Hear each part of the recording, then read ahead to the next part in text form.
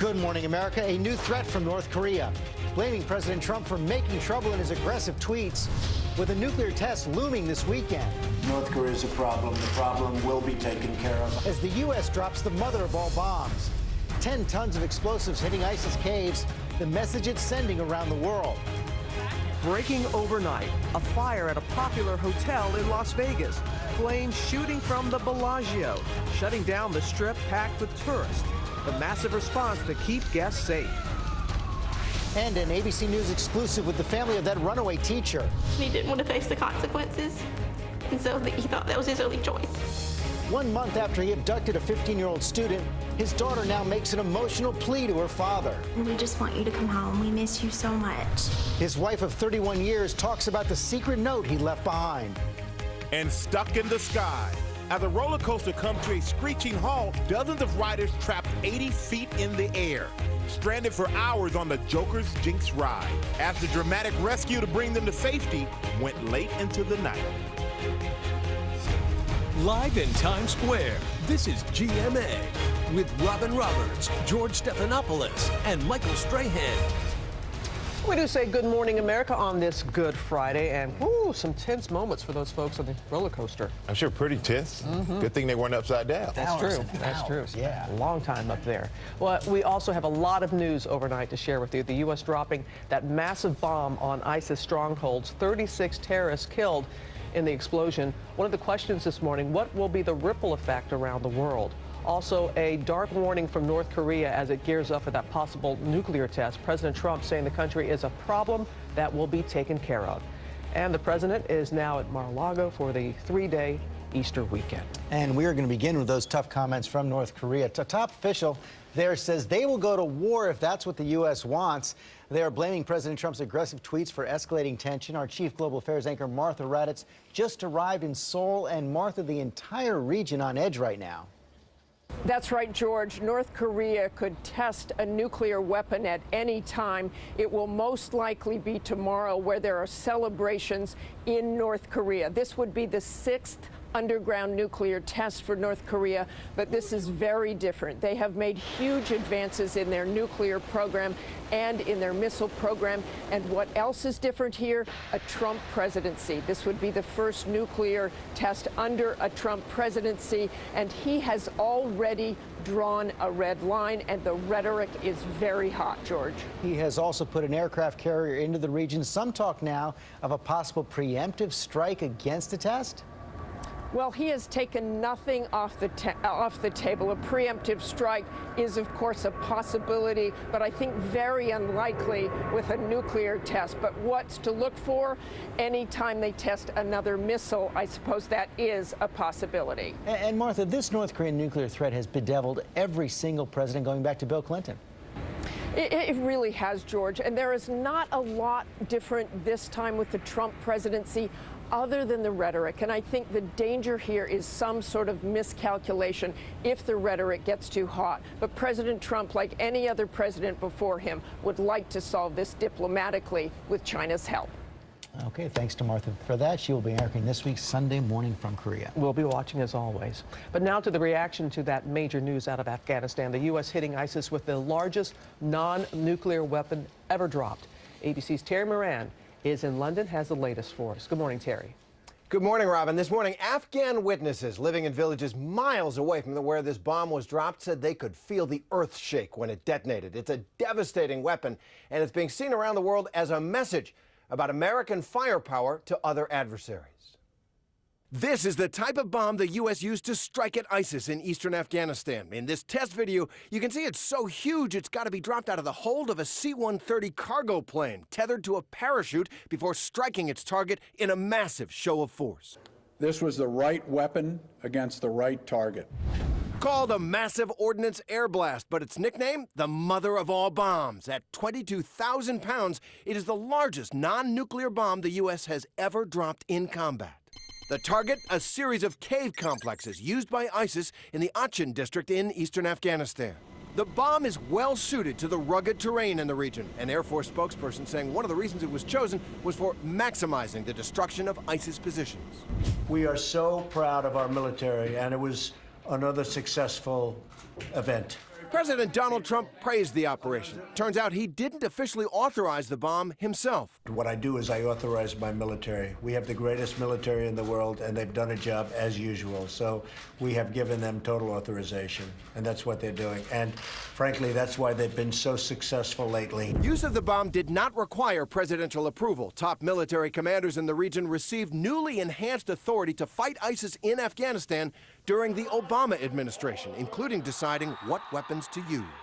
President Trump was asked if the use of the mother of all bombs was meant to send a message to North Korea. I don't know if this sends a message. It doesn't make any difference if it does or not. North Korea is a problem. The problem will be taken care of. I will say this. I think China has really been working very hard.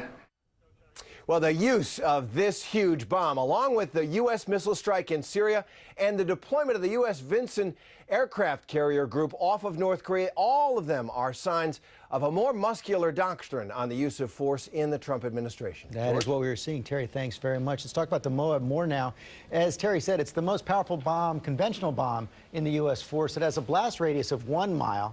Its mushroom cloud can be seen from 20 miles away. Each one costs $16 million, and so far the U.S. has made 20 of them. Let's talk about it now with our analyst Steve Gaynor, who served in the Pentagon and the Marine Corps as a fighter pilot. So this was first developed about 10 years ago. Why use it now? George, it's the first time they've really had the opportunity where they had ISIS fighters isolated from the battlefield. So the rules of engagement have not changed under President Trump. The U.S. military still goes to great lengths not to hurt civilians. So this was the first time they had it isolated where the blast would not affect civilians. Because this explodes across the surface. It does. And in here we had these fighters were down in this deep valley. This is really rugged terrain. And so the blast was focused and pushed up into the caves to take out these fighters. If U.S. fighters would have had to fought uphill and to dig these guys out of the cave, it would have been very dangerous. So you could say they saved American lives by using this. How do we find out the total impact here? The Afghan government is saying it killed about 36 ISIS fighters.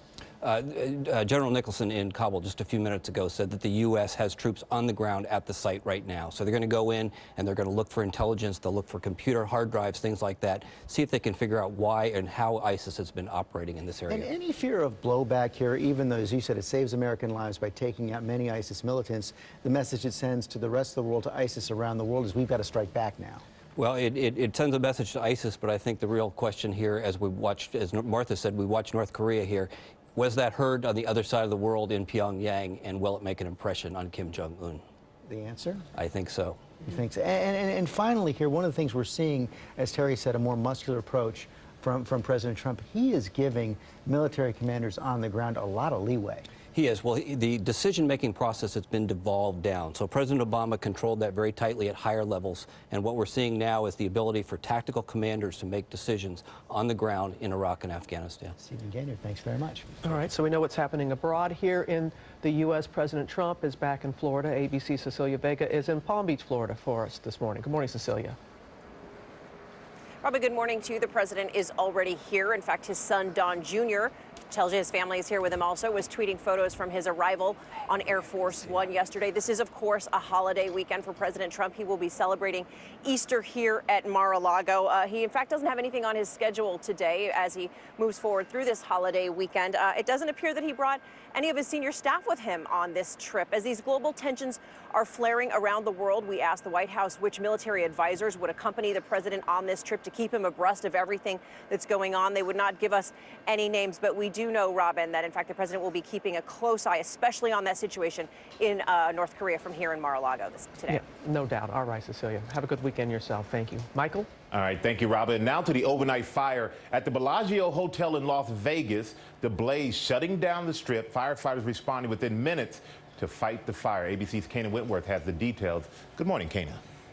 Hey, Michael, good morning. It was a huge fire at one of the most iconic spots on the Las Vegas Strip. The roof of the Bellagio Hotel erupting in flames just after 10:30 last night. The famous Vegas Strip packed with people watching the flames burning over the Bellagio fountain for about 20 minutes. Over 75 firefighters rushing to the scene, getting the fire under control. Nobody was hurt, but is causing a headache for guests and Las Vegas tourists. The Strip closing to traffic near the casino until that blaze was under control. Now, the Bellagio Hotel, of course, one of the largest in the world with nearly 4,000 rooms. And as of now, hotel operations are running normally. And operators there tell us the fire happened above the retail shops. And Robin, this morning, the cause is still being investigated. All right. Okay, Kena, thank you. Now to new revelations about that incident on that United Airlines flight where a doctor was dragged off the plane, sparking international outrage. His daughter and his lawyer speaking out about the serious injuries he suffered. ABC's Rebecca Jarvis, you know she's been on the story from the very beginning and has more for us. Good morning, Rebecca. Thank you, Robin. Good morning to you. And we've seen those passenger videos, talked exclusively to the United CEO, and now for the first time, we're hearing Dr. Dow's side of this story. His attorney saying Dow is hoping to recover quietly and never set foot on another airplane again. What happened to my dad should have never happened to any human being, regardless of the circumstance. Dr. David Dow's daughter, alongside his lawyers, for the first time speaking out about her father's forcible removal from that now infamous United flight. We were horrified and shocked and sickened to learn what had happened to him and to see what had happened to him. In a press conference Thursday, Dow's attorney says the doctor is out of the hospital and recovering at an undisclosed location, dealing with a broken nose, concussion, 2 knocked out teeth, and sinus problems that may require surgery. Will there be a lawsuit? Yeah, probably. Dow's lawyer says he sees a potential lawsuit as a way to push back against what he calls a culture of corporate bullies, pointing to this moment from our exclusive interview with United CEO Oscar Munoz. Do you think he's at fault in any way? No, he can't be. He was a paying passenger sitting on our seat in our aircraft, and no one should be treated that way, period. He was asked point blank, did Dr. Dow do anything wrong? You know what he did? He hesitated. He hesitated. And in front of Chicago lawmakers Thursday, United's vice president of operations at O'Hare repeated the company's public apology. United also released a new statement re-stressing their commitment to making the situation right and making sure this never happens again, Robin. All right, Rebecca, thank you. And our chief legal analyst, Dan Abrams, is here now. We apparently saw that the lawyer was watching Rebecca's interview with the CEO. What's the strategy behind holding that press conference yesterday? Well, look, I think that they are drawing a line in the sand, and they're making it very clear that they're going to sue. But look, I think what he's also trying to do is make it sound like this isn't just about the doctor. This is about all of you. I'm going to be fighting for all of you. And yet, let's be clear, changes are going to be afoot with or without this lawsuit. Federal investigators are looking into this, and the country is sharing that video on social media. This says nothing about the lawsuit and the merits of it. Right. The bottom line is change is going to happen not because of this lawsuit. Typically, civil lawsuits can lead to change, right?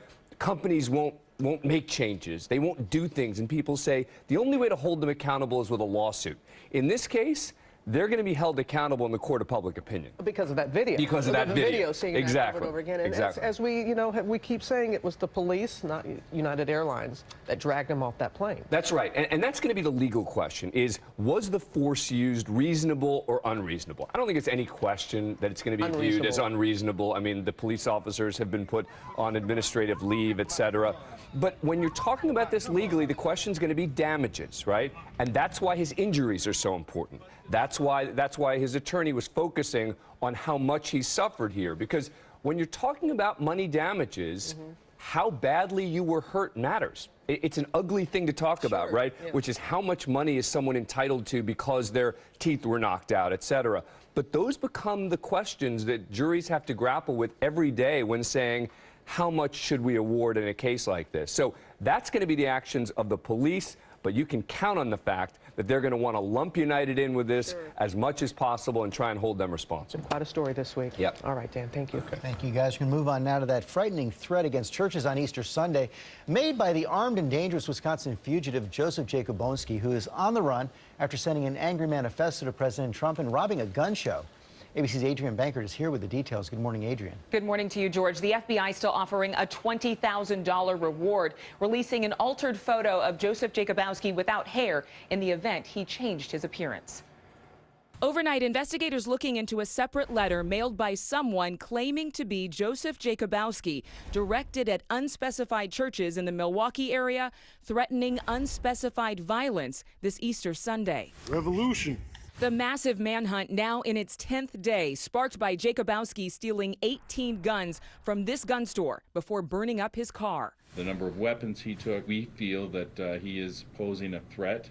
And we have new details on that manifesto mailed to President Trump, seen here in the hands of that fugitive in video that's left Janesville, Wisconsin on edge. Game time. Milwaukee station WTMJ obtaining 35 pages from Jacobowski's handwritten letter, calling the government a gang of terrorists, writing, "We the people should be out for these sick-minded people belonging to the system. We need to spill their blood," adding, "I choose my death to be carried out by the hands of the president, not in secret either, on live TV." It appears that copies of it are surfacing around. We received one from a citizen that came forward. The original one did go to the White House. Authorities speaking out Thursday as to what's inside those 161 pages. He speaks of the police being used to keep average citizens enslaved. Religion as a whole is bad.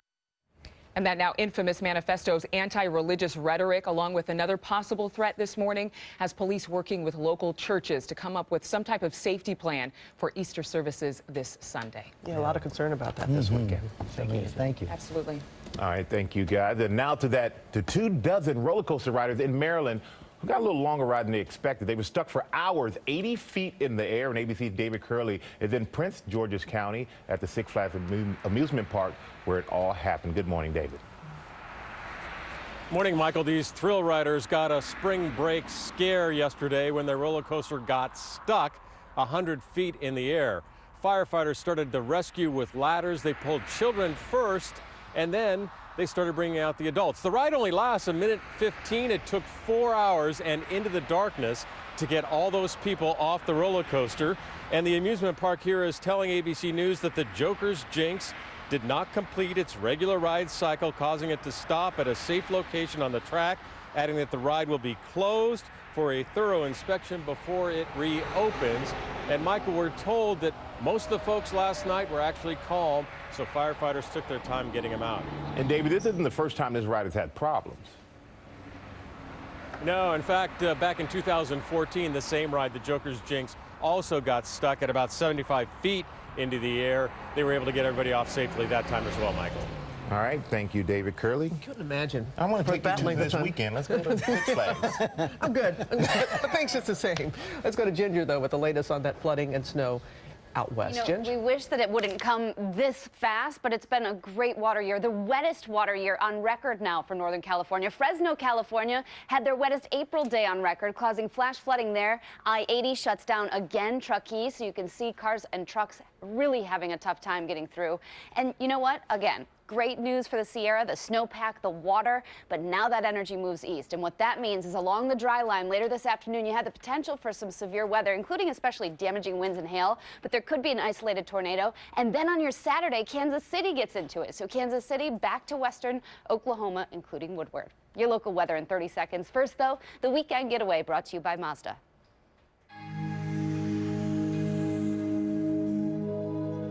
I believe computers are important in design, but it's the human touch that creates design with a feeling, creating a form that appeals to your heart.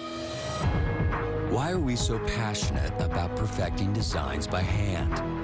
Because driving matters. Introducing the all-new Mazda CX-5. A seasonably warm day as we get ready to kick off a long weekend for many. Temperature starting out around 50 degrees. Some of you might want a light jacket, but it's sunglasses and short sleeves by the afternoon. The high 67 for today. Look at Saturday, 75, 85 on Sunday. This could be our third warmest Easter in more than 20 years around here. I think our best chance of showers on Saturday will be between 4 and 7. Then next week, another chance midweek. Well, I take it you guys saw the Easter forecast. That's why I'm sitting up here. You're welcome.